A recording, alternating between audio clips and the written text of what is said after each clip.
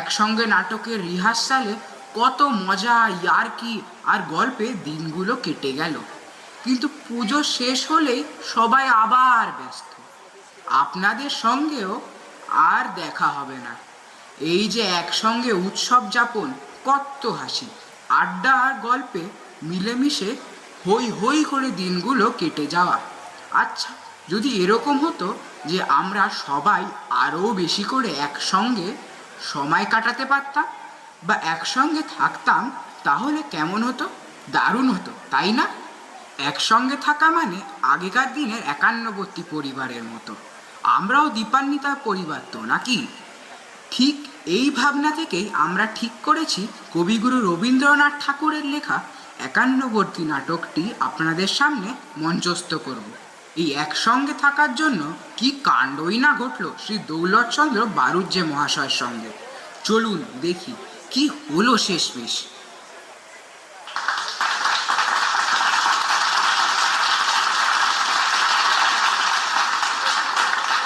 এবার সভায় বক্তব্য পেশ করার জন্য মঞ্চে আমন্ত্রণ জানাচ্ছি আমাদের পরবর্তী বক্তা দৌলতচন্দ্র বারুজ্জে মহাশয়কে।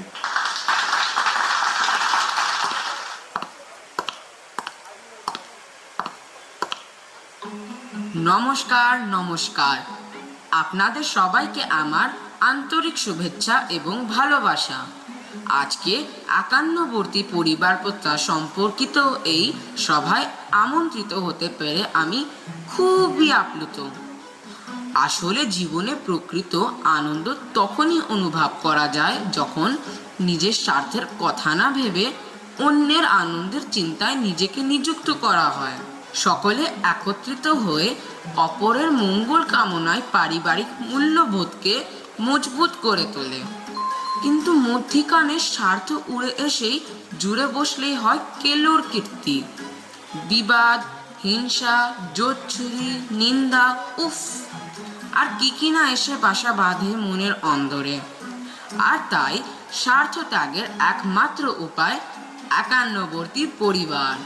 যেখানে পরের অর্থে জীবন নির্বাহ হয়, সেখানে স্বার্থের কোনো প্রয়োজনই হয় না। সবাই আনন্দের সহিত মিলেমিশে জীবন অতিবাহিত করতে পারে।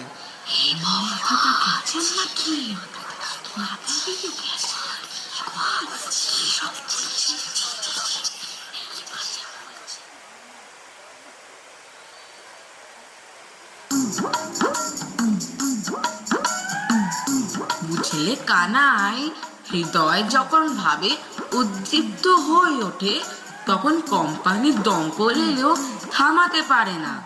একান্নবর্তী পরিবার প্রথা সম্বন্ধে সভায় দাঁড়িয়ে অনর্গল বলতে লাগলুম। সভাপতি ঘুমিয়ে পড়াতে নিষেধ করার আর কেউ রইল না। শেষকালে দুজন ছোকরা এসে দুই হাত ধরে আমাকে টেনে বসিয়ে দিলে। সেদিন এত উৎসাহ হয়েছিল না কানাই, কি বলবো। বটে, তা তো হবারই কথা। খবরের কাগজে আমার বক্তৃতা খুব রটে গেছে। তারা সকলেই বলছে দুঃখের বিষয়, দৌলত বাবুর পরিবারে কেউ নেই, তিনি একলা।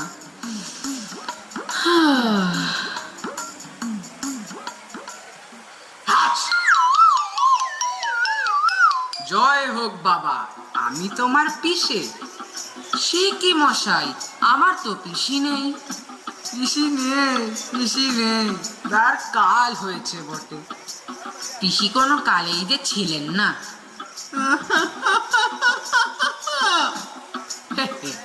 সে কি করে হয় বাবা? আমি তাহলে তোমার পিসে হলুম কি করে? কি বলেন মশাই? তা তো বটেই। যে আজ্ঞে, তা আপনার কি অভিপ্রায় আগমন? অভিপ্রায় তেমন বিশেষ কিছু নয়। শুনলুম আমরা পৃথক হয়ে আছি বলে খবরের কাগজে নিন্দে করছে, তাই একত্রে বাস করতে এসেছি। আপনার সম্পত্তি কিছু আছে? কিছু নাই, কোনো বালাই নাই, কোনো উৎপাত নাই। কেবল এক খুড়তো ভাই আছে, তা সেও এলো বলে। তা বটে, তার কিছু আছে? কিচ্ছু না, কোনো ঝঞ্ঝাট না। কেবল 2 স্ত্রী ও 4টে শিশু সন্তান, তারাও এলো বলে। এতক্ষণে এসে পড়ত। যাত্রা করবার বেলায় 2 স্ত্রীতে চুলোচুলি বেঁধে গেছে, তাই যা দেরি। কানাই, কি করা যায়? তোমাকে কিছুই করতে হবে না, তারা আপনারাই আসবে। ভাবনা কি দৌলত, এত অল্পে কাতর হয়েও না। তারা আজ সন্ধ্যের মধ্যেই এসে পৌঁছাবে। মামা, তোমার বক্তৃতা বড় ইয়ত জ্বালিয়েছ। কে হে বাপু, কে তুমি? আগে আপনারই ভাগ্নে রামচরণ স্টেশনে যোগ পাঠিয়ে দিন। সেখানে একটি পুতুলি আর বুড়ি মাকে রেখে এসেছি। এখানে কি করতে আসা? হ্যাঁ, এখানে কি করতে আসা? বাস করতে। কেন, আর কোথাও বাসস্থান নেই? একরকম আছে বটে, কিন্তু সেখানে 60 ট্যাগ শিক্ষা হয় না। কানাই, আপনার উপদেশ উনি যেভাবে দৃঢ়ভাবে গ্রহণ করেছেন, ওকে বোধহয় নড়ানো শক্ত হবে। চাকরি ছেড়ে এলুম, নইলে তোমার যে নিন্দে হয়। কে আছিস রে? ঝট করে দুটো ডাব পেরে নিয়ে আইতো, বড্ড পিপাসা লেগেছে।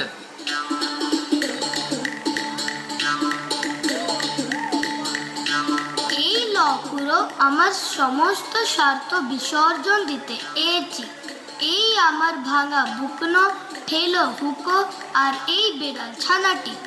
এর মধ্যে ও দুটো পৈতৃক সম্পত্তি, আর বেড়াল ছানাটি আমার নিজস্ব। আর আমার দোষ দিতে পারবে না। তোমার এখানেই আমি লেগে রইলুম। তুমি আবার কে হও বাপু? আগে আমি দর্জি, আপনার গায়ের মাপ নিতে এসেছি। এখন যাও, টানাটানির সময়। এখন আমি কাপড় করাতে পারবো না। খলিফাজি, যাও কোথায়? আমার গায়ের মাপটা নাও। খুড়োর গায়ে যেরকম ফুল কাটা ছিটের জামা দেখছি, অমনি 6 জোড়া হলেই আমার চলে যাবে। যদি বেশ ভালো রকম করে তৈরি করে দিতে পারো, তো খুড়ো তোমাকে খুশি করে দেবেন। বুঝেছো খলিফাজি? যে আগে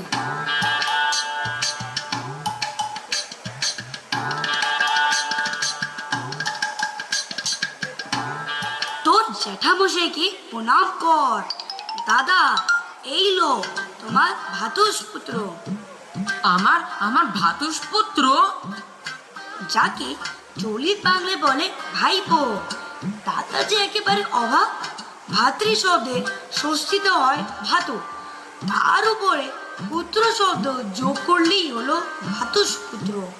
স্বয়ং পানিনি ববদেব রয়েছে, অন্য প্রমাণের প্রয়োজন কি? অতএব তিনি হলেন ভাইপো। আপনার ছেলেটি কি করেন? ওকে নিজেই পড়াচ্ছিল। রস্য ই পর্যন্ত সেরে দীর্ঘ ইতি এমনি আটকে পড়লো যে ভাবলাম, দৌলত যখন আছেন তখন ছেলের লেখাপড়ার দরকার কি? যে বেটার রস্য দীর্ঘ জ্ঞান নেই, তার পক্ষে বাবা জ্যাঠা 2 সমান। যেমন কিনা সমান বই কি? দাদা বলেছেন, নিজের ক্ষুধা হেয় জ্ঞান করে পরের ক্ষুধা নিবৃত্তির সুখ একমাত্র একান্নবর্তী পরিবারেই সম্ভব। শুনি থাউরালু, এই সুখ দাদা নিশ্চয় অনেক দিন পাননি। যদি বা পেয়ে থাকেন, বিস্মিত হয়েছেন। তাই নিতান্ত মমত পরবশ হয়ে ছেলেটিকে এখানে নিয়ে এলুম। রাবণের চুলো যদি কোথাও জ্বলে, সে পেটের মধ্যে। কি রে শালা, শুনলাম নাকি শালার শোকে সবাই দাঁড়িয়ে কেঁদে ভাসিয়ে দিয়েছিস। কে হে তুমি বাল্লিক? ভদ্রলোকে কানে হাত দাও। ভগ্নিপতির কান বলবো না তো কি কান ভাড়া করে এনে বলবো? কি বলেন মশাই? কথাটা তো ঠিক বটে। কি বলো হে কানাই? আমার স্ত্রী নেই তো আবার শালা কিসে? তোমার যেন স্ত্রী নেই, তাই বলে আর কারো স্ত্রী নেই? একটু ভেবে দেখো না। স্ত্রী তো অনেকেরই আছে, তার ভাবতে হবে কি? তবে তবে কি? তুমি আমার শালা কোন সম্পর্কে? কেন, দাদার সম্পর্কে? দাদা আছেন তো, শালাই যেন ভারিয়ে আনলে, কিন্তু দাদা বোকা বললে তো চলবে না। আমি তো জানতাম নি, কিন্তু আজ যেরকম দেখছি তাতে থাক, তাহলেই তো চুকে গেল। বেশি বকাবকিতে কাজ কি? ভদ্রলোক বসে আছেন, এর সামনে কে শালা আর কে শালা নয় দাঁড়িয়ে তর্ক করা ভালো দেখায় না। একটু জিরোনো যাক। এক চিল্লি তামাক দাও তো। আপনার জল খাবার। বেটা, তোকে এখানে কে খাবার আনতে বলেছে? যা বাড়ি ভিতরে নিয়ে যা, যা যা ভিতরে নিয়ে যা। লক্ষণ, তাতে দোষ হয়েছে কি? ওরে তুই দিয়ে যা, এদিকে দিয়ে যা।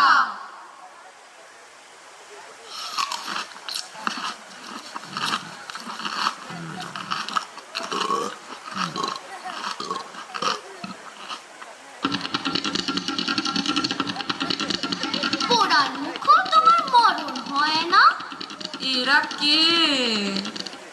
বাবা, ব্যস্ত হয়েও না, আমার সে খুড়তো ভাই এসে পৌঁছেছে। ও বাগার বেটা ভূত, মাছাটা মাছাটা। ভাই কানাই।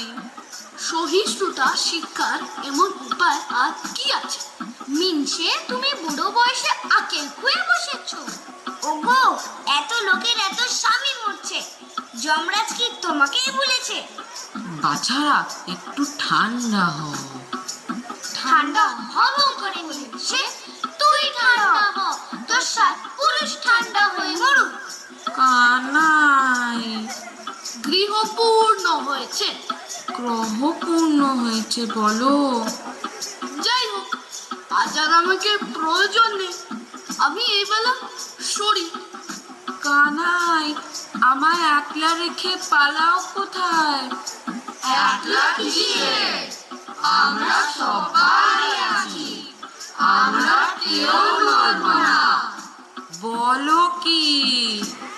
হ্যাঁ, তোমার দাঁত ছুঁয়ে বলছি।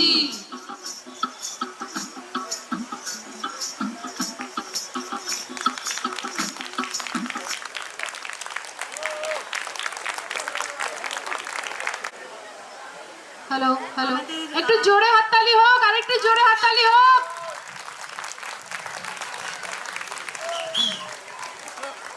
বাচ্চারা ভীষণ সুন্দর একটা পরিবেশনা দেখালো এখানে।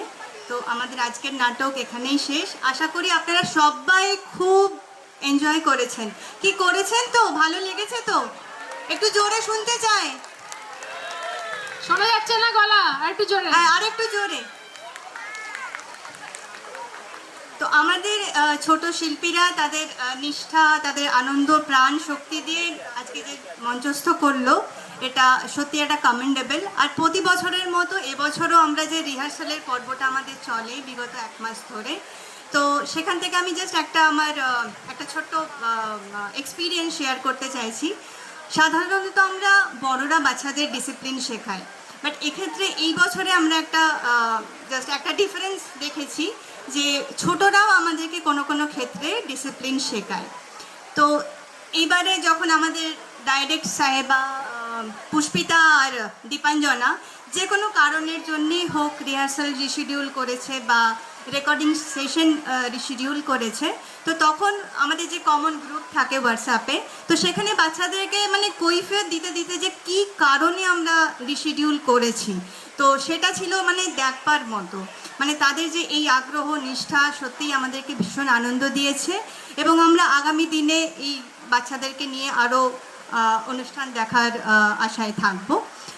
তো এবার আমরা পরিচয় পর্বটা সেরে নেব। আমি একে একে ডাকছি আমাদের যারা যারা নাটক করেছেন এই বাচ্চাদের। অধিকশিত রয়, দৌলতচন্দ্র,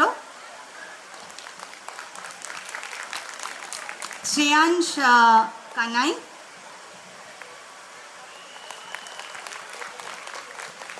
সন্নিভ চক্রবর্তী জয়নারায়ণ ওরফে পিসেমশাই, সৌনক সাহা রামচরণ ওরফে ভাগ্নে, শিবাঞ্জ ঘোষ নদের চান ওরফে ভাইপো, মেধাংশ মহান্তি দর্জি, কানিশ সাহা ভাইপো পরেশের পুত্র, অপরাজিতা কর পিসেমশাইয়ের বৌমা, সায়ন্তিকা ঘোষ পিসেমশাইয়ের বৌমা, আরিয়ান মণ্ডল পরেশের ভাই, আর কিয়ানসি পরেশের ভাইয়ের ছেলে। আবারও একটা জোরে হাততালি হয়ে যাক আমাদের ক্ষুদে সদস্যদের উৎসাহিত করার জন্যে। আচ্ছা সরি, আমাদের আরও একজন সদস্য আদিশ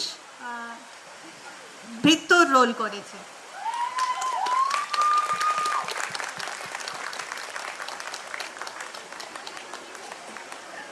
আচ্ছা, না না এখনো শেষ হয়নি পরিচয় পর্ব।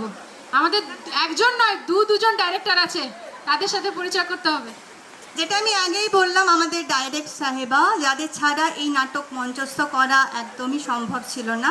মানে ওরা যে কি পরিশ্রম করেছে সেটা আমরা জানি, যারা এই নাটকের সঙ্গে প্রত্যক্ষ বা পরোক্ষভাবে যুক্ত ছিলাম। তো এবার আমি ওদেরকে ডেকে নিয়ে নেব।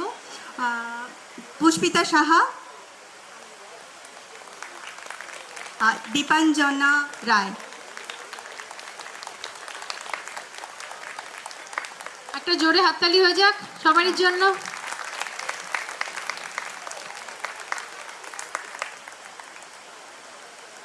চলো, আসছে বছর আবার ধন্যবাদ হবে। সকলকে, আসছে বছর আবার হবে।